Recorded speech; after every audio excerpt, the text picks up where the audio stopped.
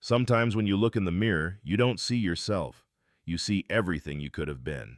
August 12th, 1966, the Apollo Theater, Harlem. Sammy Davis Jr. was signing autographs backstage when a security guard approached him with a confused look on his face. "Mr. Davis, I don't understand. You were just outside in the alley 5 minutes ago asking for spare change." Sammy frowned. "What are you talking about? I've been in my dressing room for the past hour." The security guard insisted, so Sammy followed him outside. What he saw in that alley didn't just shock him. It would challenge everything he thought he knew about identity, purpose, and what it really means to be seen. Because standing there, wearing torn clothes and holding a cardboard sign, was a man who looked exactly like Sammy Davis Jr., down to the scar over his left eye, down to the gap between his front teeth. It was like looking into a broken mirror that reflected not who he was, but who he might have been. The homeless man's name was Samuel Washington, and this encounter would change both their lives in ways neither could imagine. But first, Sammy had to understand what he was really looking at. To understand how this impossible moment happened, you need to understand where Sammy Davis Jr. was in his life in August 1966. At 40 years old, Sammy was at the height of his fame. He was worth over $5 million, owned houses in Beverly Hills and Palm Springs, and could command $50,000 for a single performance. He was a member of the Rat Pack, had converted to Judaism, married a Swedish actress named May Britt, and was one of the most recognizable entertainers in the world. But success hadn't made Sammy forget where he came from. He'd grown up poor in Harlem, sleeping in theaters, performing for coins on street corners. The difference between having everything and having nothing was something he understood intimately, which is why seeing his exact double living on the streets hit him like a physical blow to the chest. "My God," Sammy whispered as he stared at Samuel Washington. "Who are you?"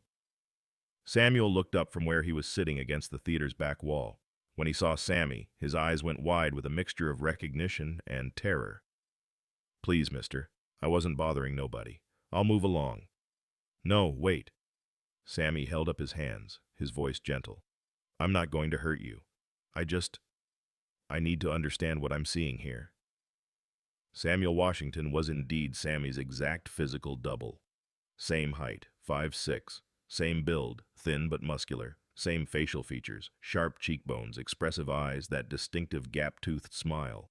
Even the same scar over the left eye that Sammy had gotten in a car accident years earlier. But where Sammy was dressed in an expensive suit, Samuel wore clothes that had seen better days months ago. Where Sammy's shoes were Italian leather, Samuel's were held together with tape and prayer. Where Sammy carried the confidence of success, Samuel carried the weight of the invisible. "What's your name?" Sammy asked, kneeling down to Samuel's level.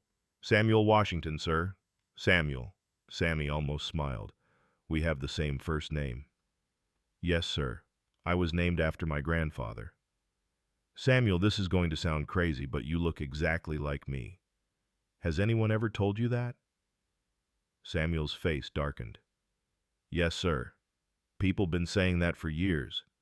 Sometimes they get real angry when they find out I ain't really you." "What do you mean?"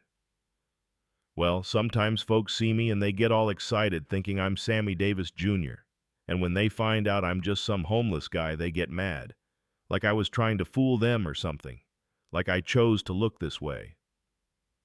Sammy felt something twist deep in his chest. Here was a man who looked exactly like him. But instead of that resemblance being a blessing, it had become a curse, a reminder of dreams that never came true. "Samuel, how long have you been on the streets?" "About 3 years now, sir." "What happened? How did you end up here?" Samuel looked down at his hands, hands that were identical to Sammy's but scarred from a different kind of life. "I used to work in a factory in Detroit, making car parts, but they closed the plant, moved it somewhere cheaper. I couldn't find work, lost my apartment, lost everything.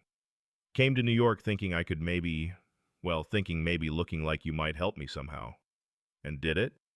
Samuel laughed, but there was no humor in it. "No, sir. If anything, it made things worse. People expect you to be talented when you look like Sammy Davis Jr., but I can't really sing, can't really dance, can't do much of anything except look like somebody I'm not." The words hung in the air between them like an accusation. Sammy stared at this man, his double, his mirror image, his reminder of how thin the line was between success and invisibility. Samuel, can you read? Yes, sir. Finished high school back in Detroit. Can you add numbers? Yes, sir. Can you talk to people? Be polite? Professional? I try to be, sir. Sammy stood up and began pacing in the narrow alley. His mind was racing toward an idea so crazy, so impossible that it just might work. But there was something he hadn't told Samuel yet, something that was forming in his mind as they spoke.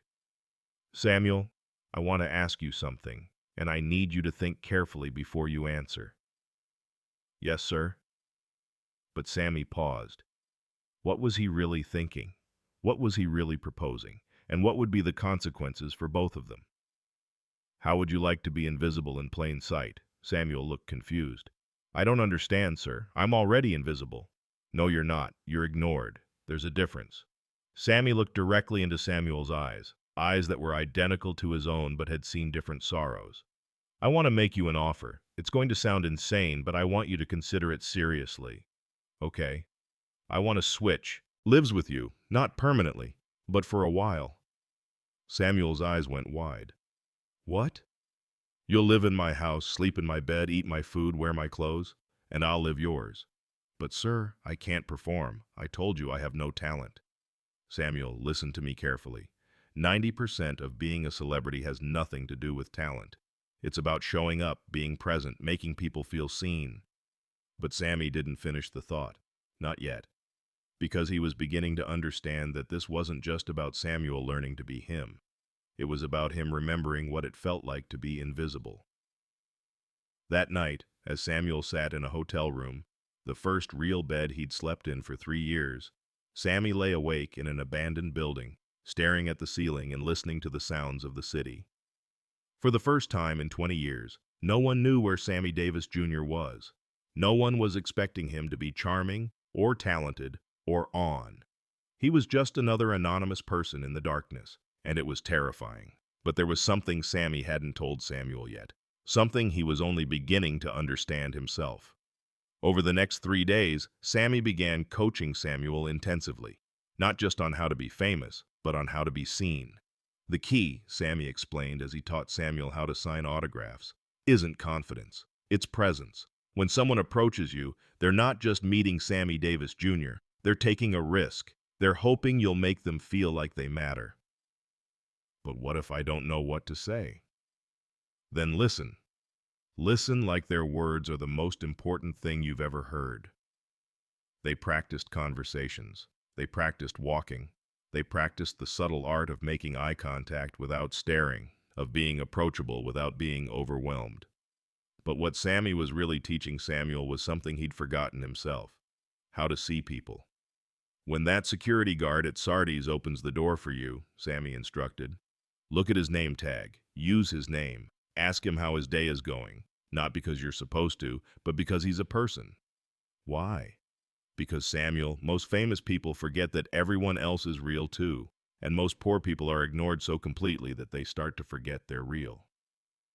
After 3 days of intensive coaching, Sammy decided Samuel was ready for his first test. Where are we going? Samuel asked as they got into Sammy's Cadillac. Sardi's restaurant. You're going to have lunch, and I'm going to watch from the street to see how you do. Samuel was terrified. What if I mess up? You won't mess up if you remember one thing. You're not performing. You're just being present.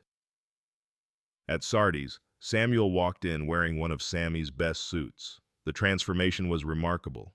The maitre d' recognized him immediately. Mr. Davis, what a pleasure. Samuel followed Sammy's coaching. He looked at the man's name tag. Thank you, Robert. How has your day been? Robert looked surprised and pleased. Very well, sir. Right this way. Within minutes of being seated, people began approaching. A Broadway producer, a jazz musician, a society lady planning a charity event. To each person, Samuel was exactly what Sammy had taught him to be: present. He listened to their stories. He asked questions about their lives. He treated each interaction as if it were the most important conversation he'd ever had. From across the street, watching through the window, Sammy was amazed. Samuel wasn't just convincing as Sammy Davis Jr., he was better at being Sammy Davis Jr. than Sammy had been in years. Because Samuel remembered what it felt like to be invisible, so he made sure no one else felt that way. After an hour, Samuel excused himself and met Sammy outside. "How did I do?" "You reminded me of something I'd forgotten," Sammy said quietly. "What's that?" "What it feels like to really see people." That night, they officially switched places. Samuel moved into Sammy's Beverly Hills mansion while Sammy took to the streets. The contrast was immediate and devastating. Samuel couldn't believe the house. 8 bedrooms, 6 bathrooms, a swimming pool, servants' quarters. Everything was bigger, more luxurious, more beautiful than anything he had ever imagined. But more than the luxury, what struck Samuel was the silence. The house was enormous, but it felt empty. There were no sounds of neighbors, no sense of community, just beautiful isolation. Meanwhile, Sammy spent his first night in an abandoned building in downtown Los Angeles. He had $20 in his pocket, the amount Samuel usually collected in a good week. He was wearing Samuel's clothes, torn jeans, a jacket with holes, shoes that let in the cold. But what shocked Sammy more than the discomfort was the invisibility. When he walked down Skid Row, people didn't just ignore him. They actively looked away. Store owners watched him suspiciously. Security guards followed him. Police officers told him to move along. For the first time in decades, Sammy Davis Jr. was nobody, and it was a revelation. After just 1 week, both men were learning things they hadn't expected. Samuel discovered that being rich and famous was more complicated than he had imagined. Yes, he had luxury and comfort, but he also had constant pressure. People expected him to be on all the time. Every public appearance was a performance. Every conversation was potentially being judged. "I can't just be tired," Samuel told Sammy during one of their secret phone calls. If Sammy Davis Jr. seems tired in public, people start rumors. So I have to be energetic and charming even when I feel like disappearing. But Samuel also discovered something else. The power of being seen. "When I walk into a room now," he told Sammy, "people notice. Not just because they think I'm you, but because I remember what it feels like to be ignored. So I make sure to notice them back." Sammy, meanwhile, was rediscovering what poverty actually meant in ways he had forgotten. "It's not just about not having money," he told Samuel. "It's about being invisible. When you're homeless, people look right through you like you don't exist, and after a while, you start to feel like maybe you don't." But the most profound discovery came in the 3rd week.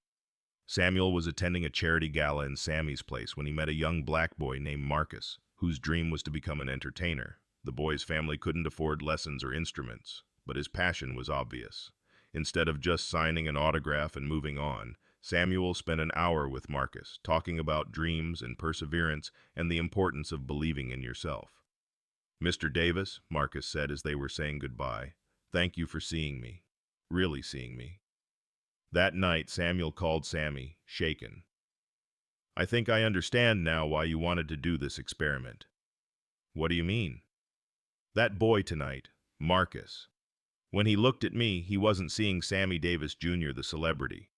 He was seeing someone who understood his dreams, someone who represented possibility." Samuel paused. "And I realized that's what you really are, isn't it? You're not just an entertainer. You're proof that it's possible. You're hope walking around in a tuxedo." Sammy was quiet for a long moment. "And what are you, Samuel?" "I'm somebody who forgot that being hope for other people is the most important job in the world."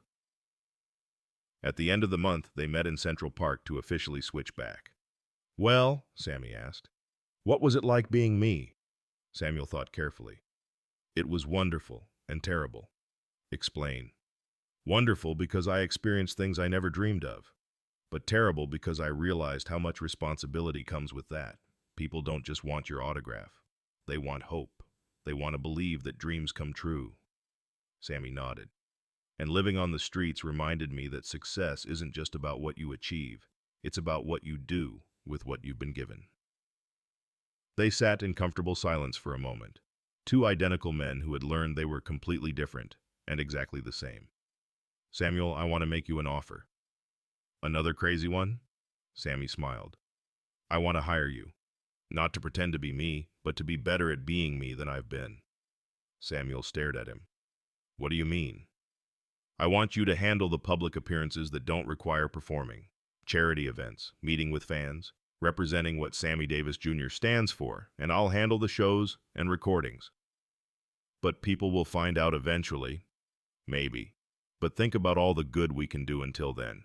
All the Marcuses we can inspire. All the dreams we can help feel possible. Samuel was quiet for a long time. Finally, he smiled, that same gap-toothed grin that Sammy saw in his own mirror every morning. What's the split? 50-50. Partners. Partners. They shook hands. Two identical men who had discovered that identity isn't about what you look like. It's about what you choose to do with the face you've been given. Over the next 5 years, Sammy and Samuel worked together in secret. Samuel handled charity events, fan meetings, and public appearances while Sammy focused on performing. Together, they were able to touch more lives than either could have alone. Samuel invested his earnings wisely. By 1971, he had indeed become wealthy, but the real transformation went deeper than money. Samuel learned that being seen wasn't about being famous. It was about seeing others. He discovered that every person who approached him carried dreams and stories that mattered. And Sammy learned that the greatest performance of his life wasn't on any stage. It was choosing to share his spotlight with someone